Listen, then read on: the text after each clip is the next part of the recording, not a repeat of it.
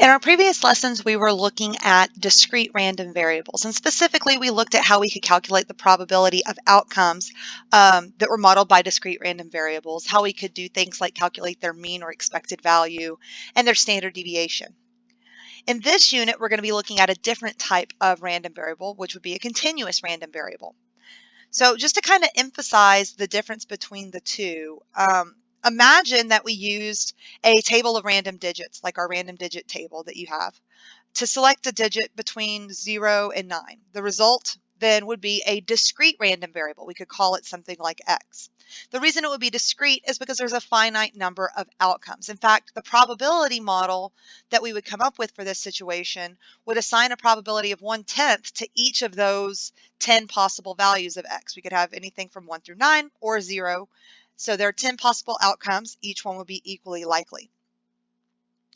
Now suppose, though, that we wanted to choose a random number between 0 and 1, allowing any number between 0 and 1 as the outcome. So we could have something like 0.84522 as an outcome, or we could have 0.1111119 as an outcome, and so on.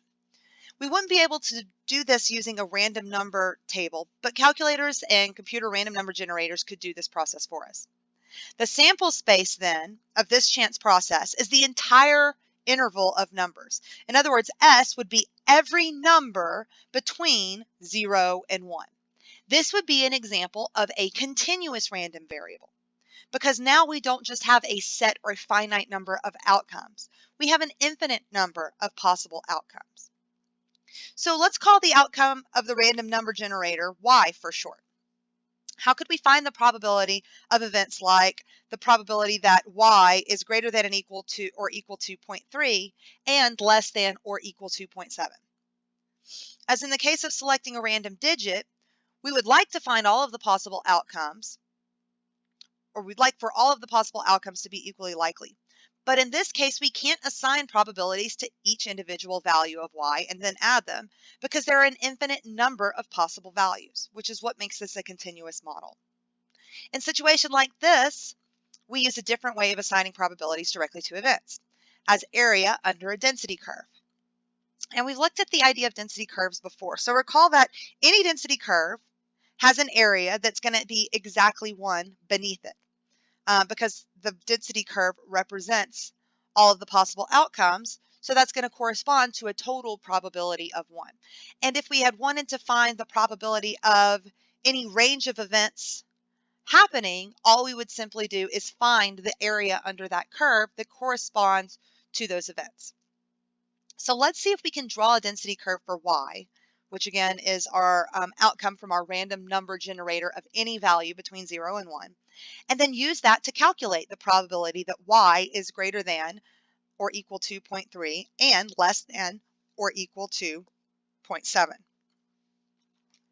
So first off, what would the density curve for that look like? Well, we know that the total area under that density curve has to be 1.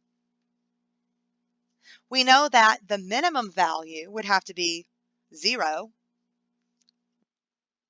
The maximum value would have to be 1.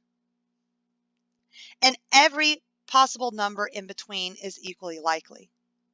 So if we look at that density curve, this has a width of 1. To make sure that our density curve has a total area of 1, then the height of that density curve would also have to be 1, because now we're talking about 1 times 1 to give us a total probability of 1, a total area under the curve of 1. And again, because each outcome between 0 and 1 is equally likely, we have this uniform distribution where the probability of any one event would be equal to the same as any other event. So now, if we wanted to calculate the probability that y would be between 0.3 and 0.7, what we would need to do is calculate the area under the curve from our lower bound, 0.3, to our upper bound, 0.7. The area that corresponds to that range on the density curve represents the probability of an outcome that falls within that range. So then the probability of getting a value that's greater than or equal to 0.3 and less than or equal to 0.7 would be equal to this area. And to calculate that area, since it's just a rectangle, we could do its length times its height, or its width times its height. Here the width would be 0.4, and we could find that just by taking 0.7 and subtracting 0.3. The height is uniform, 1. So the area that corresponds to this probability would be 0.4 times 1, or 0.4. If we change that to a percent, what we're saying is that there is a 40% chance that the random number generator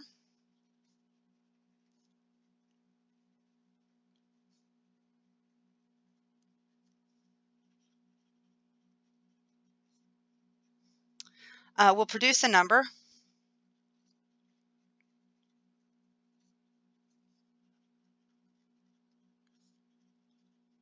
between 0.3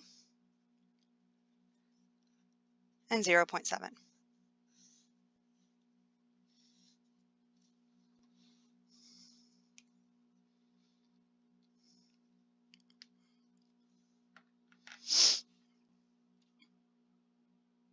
So a continuous random variable x takes all values in an interval of numbers. The probability distribution of x is described then by using a density curve. The probability of any event is the area under the density curve, and above those is the area under the density curve and above the values of x that make up the event. The probability distribution for continuous random variables assigns probabilities to intervals of outcomes rather than just individual outcomes, like we saw in the previous example. In fact, all continuous probability models assign a probability of 0 to every individual outcome. Only intervals of values have positive probability. To see that this is true, consider a specific outcome from a random number generator in the previous example, such as what is the probability that our random number generated will be exactly equal to 0.7. The probability of this event would be the area under the density curve that's above the point 0.70000 on the horizontal axis. But this vertical line segment would have no width, and so therefore the area would be 0. Which means that the probability that y would be greater than or equal to 0.3 and less than or equal to 0.7 is the same thing as being greater than and equal to 0.3 and less than 0.7, or the same as being greater than 0.3 and less than 0.7. In other words, whether or not we're including the endpoints themselves in the interval when calculating the probability for a continuous random variable has no effect on what that probability would be. Because if we do include the endpoints or don't include the endpoints, we're saying the probability that it's equal to 0.3 would be 0. The probability that's equal to 0.7 would be 0. And so whether or not we add those zeros won't affect the probability of the region that we are looking at.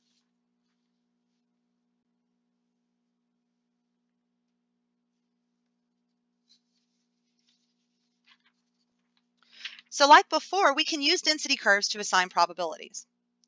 These density curves, the density curves that we're most familiar with are the normal curves that we looked at previously. So we previously learned how to find any area using normal distribution. And normal distributions are a type of probability distribution as well as models for data. So the normal distributions that we looked at before are also models for continuous random variables. In this example, it says that the heights of young women closely follow the normal distribution with a mean of 64 inches and a standard deviation of 2.7 inches. They want to know what is the probability that a randomly chosen young woman has a height between 68 and 70 inches. So we're going to start by defining our random variable, and it's a continuous random variable because we could have all range of heights in between. Let's call it x. So we'll let x equal the height of a randomly chosen young woman.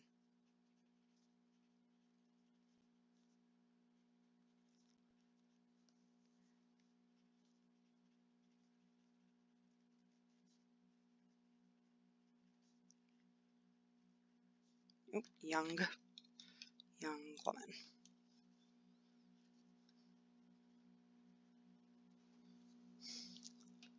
Now they've told us that the heights of young women closely follow a normal distribution. So we'll go ahead and draw that distribution as a normal curve.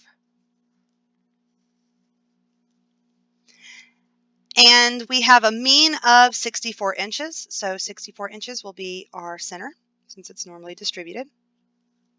And a standard deviation of 2.7 inches. We want to know, what is the probability that a randomly chosen young woman has a height between 68 and 70 inches? In other words, what is the probability that X will be between 68 and 70? Now, before we said that we could calculate this by standardizing those values and using our standard normal probability table to calculate those areas. So I'm going to start with 68. And I'm going to find its standardized value, its z-score. Well, to find the z-score, we take the observation, in this case 68. We subtract the mean, 64. We divide by the standard deviation, 2.7. And so a height of 68 would correspond to a standardized score of 1.48. Now we'll do that for our upper bound, 70. Its standardized score would be the observation, 70, minus the mean, 64, divided by the standard deviation, 2.7. And so its standardized score would be 2.22.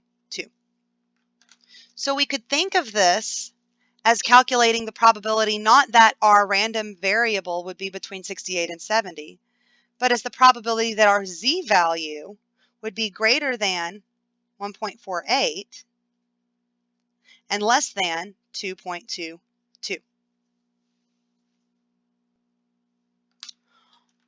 On our normal curve, we're looking for the probability that the individual would be greater than 68 inches, but less than 70 inches. And that probability would correspond to the region between those two values.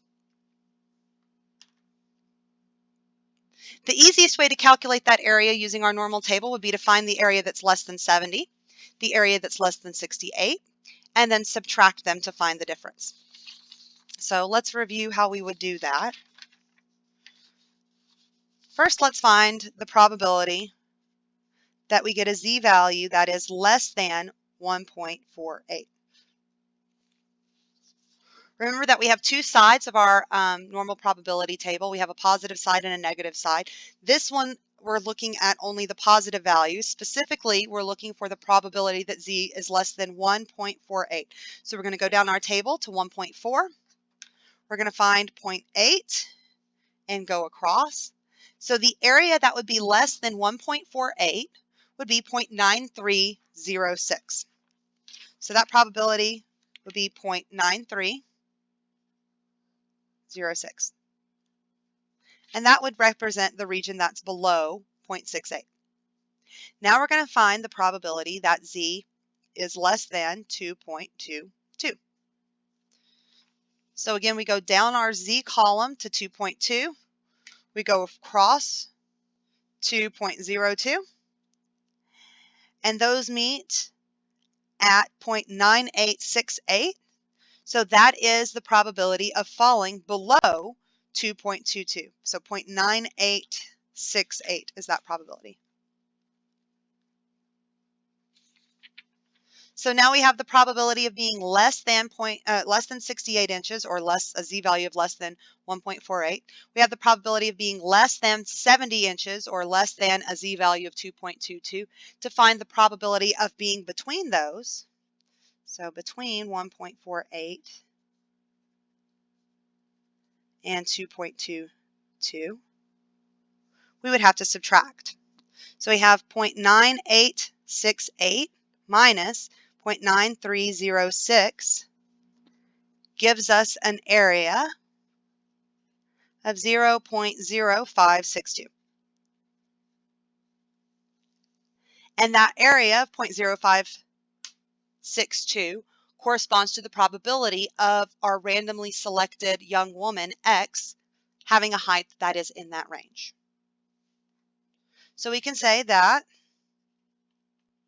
there is about a 5.62% chance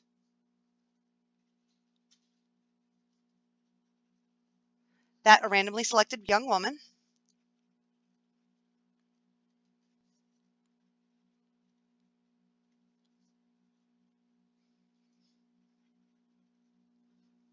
will have a height between that range of 68 and 70.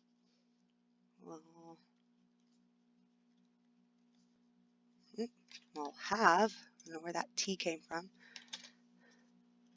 a height between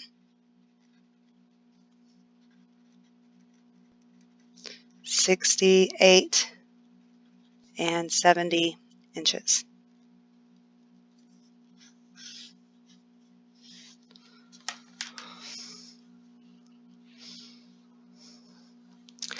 If you'll recall, we can also calculate that area using our TI-84s.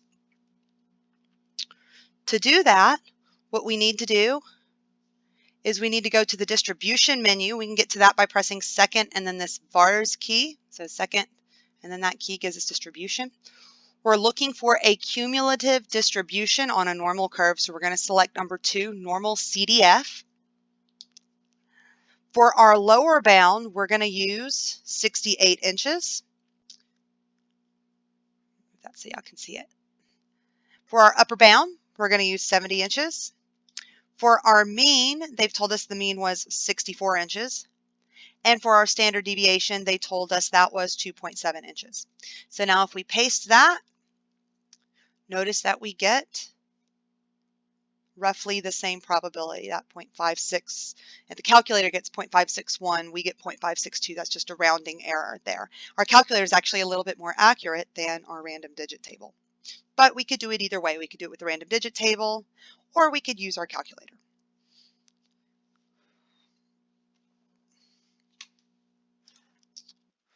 We've also previously discussed how we could find the mean and the standard deviation of normal distribution. The mean is the point at which the area under the density curve would balance if it were made out of a solid material. So we can think of it as kind of the balancing point for the distribution. The mean lies at the center of a symmetric density curve, such as normal curves. We can locate the standard deviation of a normal distribution by finding its inflection points. However, the exact calculation for mean and standard deviation of most continuous random variables would require a little bit more advanced mathematics that are beyond the scope of this course. So you're not going to see something where you're having to calculate the mean or the standard deviation unless you have some type of symmetric normal distribution, perhaps. Otherwise, that's information that they'd have to give you to make the calculations necessary.